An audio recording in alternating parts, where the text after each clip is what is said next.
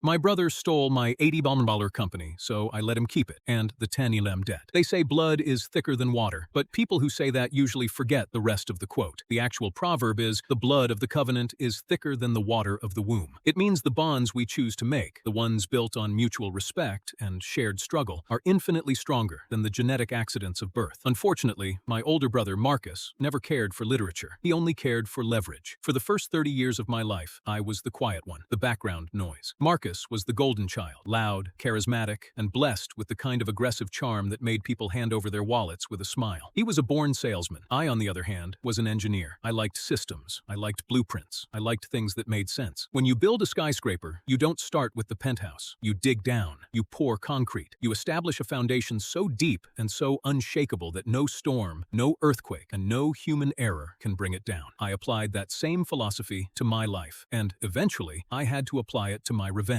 10 years ago, I founded a company called Aegis Environmental. The concept was simple, but the execution was immensely complex. I designed a proprietary modular filtration system that could take heavily contaminated industrial wastewater and purify it to perfectly drinkable standards in a fraction of the time, and at a fraction of the cost of traditional methods. It was grueling work. For the first 4 years, I slept on a cot in a freezing warehouse. I lived on instant ramen and black coffee. I poured every ounce of my soul, my time, and my savings into the prototype. My father, a retired and moderately successful logistics manager, believed in me enough to co-sign a modest business loan to get the initial manufacturing off the ground. In exchange, I gave him a 15% equity stake in Aegis. It was a token of gratitude. I didn't need the co-sign, strictly speaking, but I wanted him to feel involved. I wanted to make him proud. Marcus, meanwhile, was busy burning through his third startup, a vaporware crypto company that crashed and burned, leaving a trail of angry investors. He mocked Aegis. He called me a glorified plumber. His wife, Elena, a woman whose entire personality was built around designer handbags and social climbing, used to openly roll her eyes at family dinners when my father asked about my work. "It's just so dirty, Julian," Elena would sigh, swirling her wine. "Don't you want to do something that actually makes money?" I never argued. I just smiled, nodded, and went back to the warehouse. By year 7, Aegis Environmental wasn't just making money, it was making history. We secured 3 massive municipal contracts. We expanded internationally. The glorified plumbing business was suddenly valued at just shy of $80 million. And just like that, Marcus and Elena suddenly remembered we were family. The shift was almost comical. The mocking stopped. The invitations to their lavish, over-mortgaged McMansion started rolling in. Marcus began introducing me to his golf buddies as my genius little brother. I kept my distance. I knew exactly what they were doing. They were circling. The true catalyst, however, arrived on a rainy Tuesday in November. Our father suffered a massive, fatal stroke. It was a devastating loss. Despite his flaws, he had been my anchor. In the weeks that followed, I threw myself into my work to numb the grief. I was finalizing the largest deal in our company's history, a complete infrastructural overhaul for a major tech conglomerate's overseas manufacturing grid. It was a contract worth over $100 million.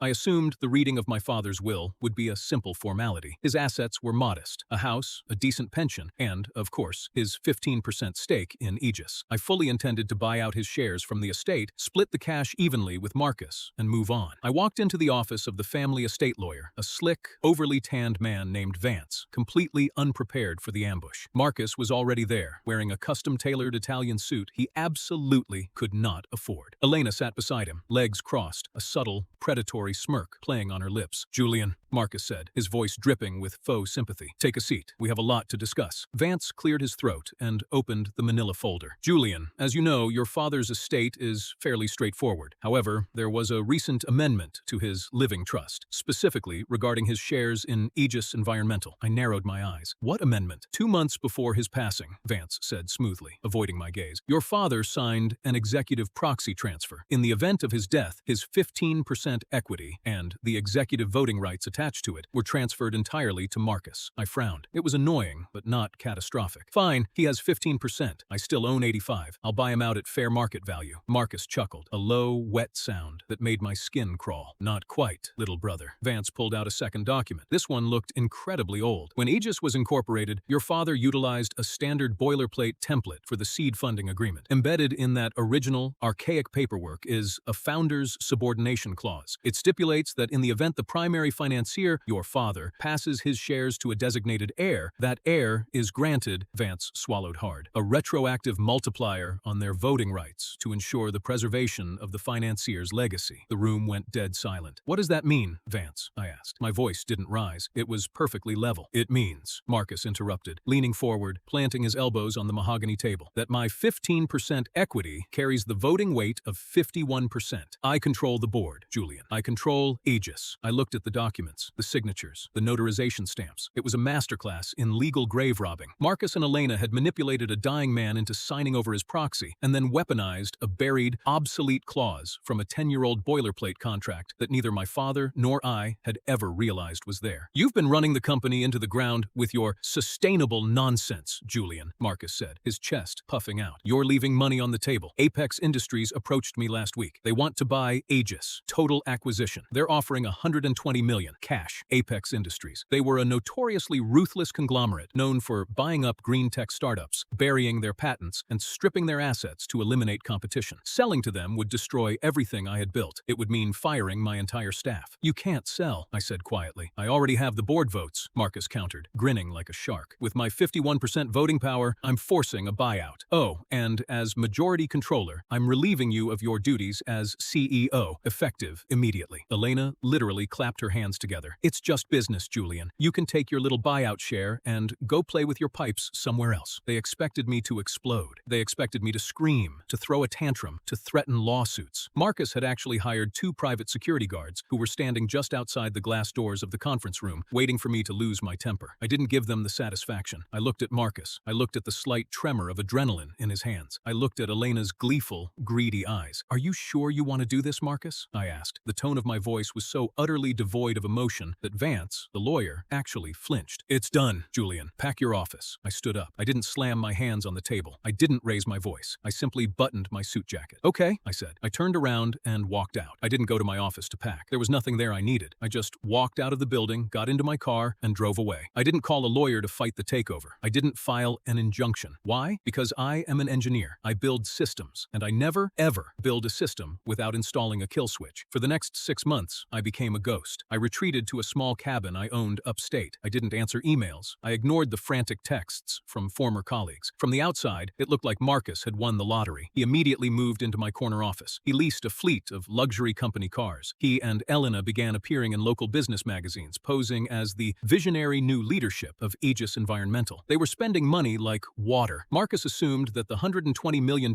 acquisition by Apex Industries was a done deal, just waiting on the standard corporate bureaucracy to clear. So, he took out massive, high-interest bridge loans against his expected payout. He bought a yacht. Elena bought a villa in Tuscany. They threw lavish parties, celebrating their own brilliance. But what Marcus didn't understand, what a salesman never understands about engineering, is that the surface is an illusion. The real work is in the blueprints. Aegis Environmental was a corporation. It had an HR department, a marketing team, and a board of directors. But Aegis Environmental didn't actually own anything. Years ago, when I first started realizing how valuable my filtration technology was, I consulted with a fiercely intelligent, terrifyingly thorough intellectual property lawyer named Sarah. She advised me to compartmentalize my assets to protect them from corporate espionage. So I didn't patent the filtration technology under Aegis Environmental. I patented it under JC Holdings LLC, a blind shell company completely owned and controlled by me. Aegis Environmental merely licensed the technology from JC Holdings on a year-to-year basis. Furthermore, the massive, state-of-the-art manufacturing plant that Aegis operated out of, the one with $30 million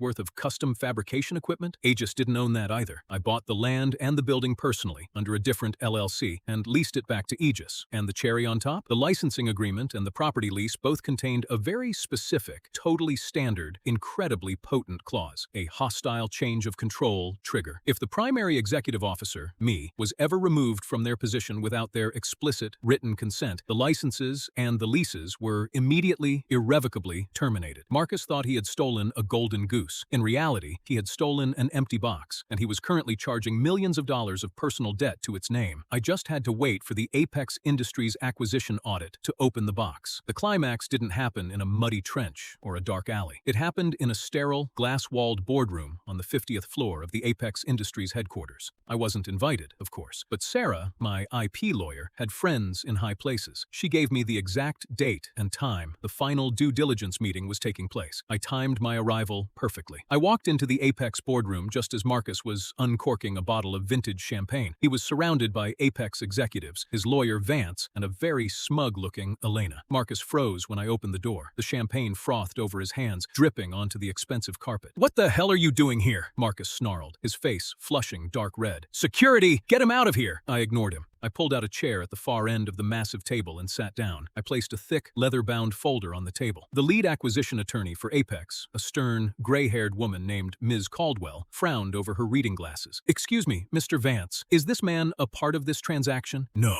he's not," Marcus hissed, stepping forward. "He's a disgruntled former employee. Julian, leave now, or I'm pressing trespassing charges." "Actually," I said, my voice cutting through the tension like a scalpel, "I am the only reason any of you are in this room." I looked at Ms. Caldwell. "Ms. Caldwell, I assume Apex Industries is prepared to wire $120 million to Aegis Environmental today for the complete acquisition of its assets, patents, and facilities?" "That is the agreement, yes," Caldwell said cautiously. "I see. And during your due diligence, did Mr. Vance provide you with the intellectual property schedules?" "Of course," Vance stammered. "We provided the entire Aegis patent portfolio." "Did you?" I opened my leather folder. I slid a single, notarized document down the length of the polished table. It stopped precisely in front of Ms. Caldwell. "Ms. Caldwell, what you are looking at is the master patent registry for the modular filtration system you are attempting to buy. You will notice the owner of the patent is not Aegis Environmental. It is JC Holdings LLC, a company of which I am the sole proprietor." The room went completely still. The silence was so absolute you could hear the air conditioning humming in the ceiling. Caldwell picked up the document. Her eyes scanned the page. Her posture instantly rigidified. She looked at Vance, her eyes narrowing into dangerous slits. "Mr. Vance," Caldwell said, her voice dropping an octave, "is this true? Does Aegis not hold the primary patents?" Vance was sweating profusely. He began frantically shuffling through his briefcase.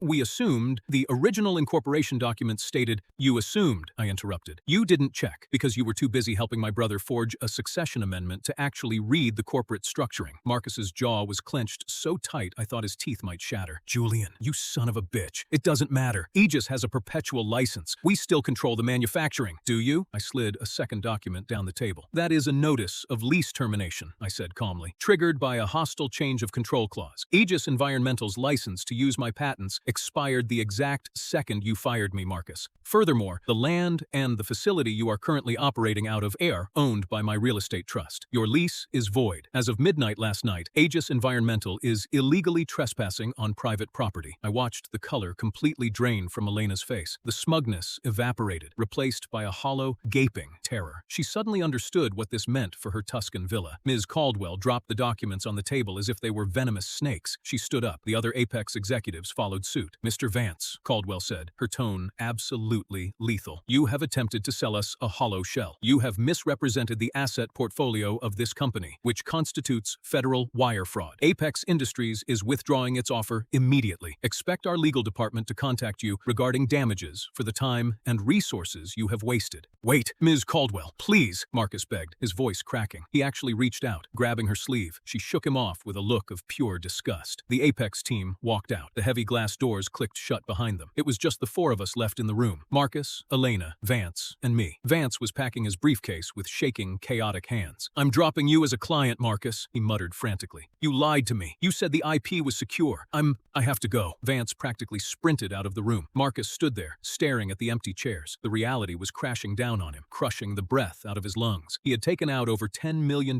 in personal bridge loans, using his impending payout as collateral. He had bought a yacht. He had bought real estate. And now he owned 51% of a company that had 0 patents, 0 facilities, 0 products to sell, and was currently being evicted. He was legally responsible for the debts of a dead corporation. You set me up," Marcus whispered, turning to me. His eyes were wide, bloodshot. "No, Marcus," I said, finally standing up. "I just let you walk into the building you designed. You wanted to be the architect of my ruin. You just didn't read the structural integrity report." "Julian, please!" Elena suddenly cried out. Her voice was shrill, desperate. Tears were actively streaming down her face, ruining her perfect makeup. "We're family. You can't do this. We have loans. We'll lose the house. We'll lose everything." I looked at her. I remembered her rolling her eyes at my dirty hands. I remembered her gleeful clapping when I was fired. "It's just business, Elena," I said softly, echoing her exact words. "You can take your 51% and go play somewhere else." else. I didn't wait for Marcus to start screaming. I didn't wait for the inevitable begging or the threats. The trap had sprung. The mechanism was complete. I picked up my leather folder, turned my back on them, and walked out of the boardroom. The fallout was absolute, bureaucratic, and mathematically precise. Marcus defaulted on his bridge loans within 30 days. The banks seized the yacht, the Tuscan villa, and the McMansion. Because he had signed personal guarantees on the corporate credit lines while pretending to be a big shot, the creditors pierced the corporate veil. He was forced into total, devastating bankruptcy. Elena left him 3 months later. I heard she moved in with her mother and works retail now. Vance, the lawyer, was investigated by the State Bar Association after I anonymously forwarded them the metadata regarding the suspicious timing of my father's amended trust. He lost his license to practice law. As for me, once Aegis Environmental was officially liquidated in bankruptcy court, I simply formed a new company. I rehired all of my old staff at a 20% pay bump. We moved back into my facility, turned the machines back on, and started fulfilling the municipal contracts that Marcus had abandoned. I eventually sold the company on my own terms, not to Apex Industries, but to a legitimate green energy coalition that actually respected the work. I spend my time now at the cabin upstate. It's quiet here. I sit on the porch, I drink my coffee, and I listen to the wind in the trees. I don't hear from my brother anymore, and that's exactly how I designed it. Sometimes people think that to destroy a monster, you have to become a monster. You have to scream and fight and tear them down with your bare hands. But they're wrong. If you want to destroy someone truly entitled, someone who believes the world owes them everything, you don't need to fight them. You just have to hand them the shovel, step back, and watch them dig their own grave.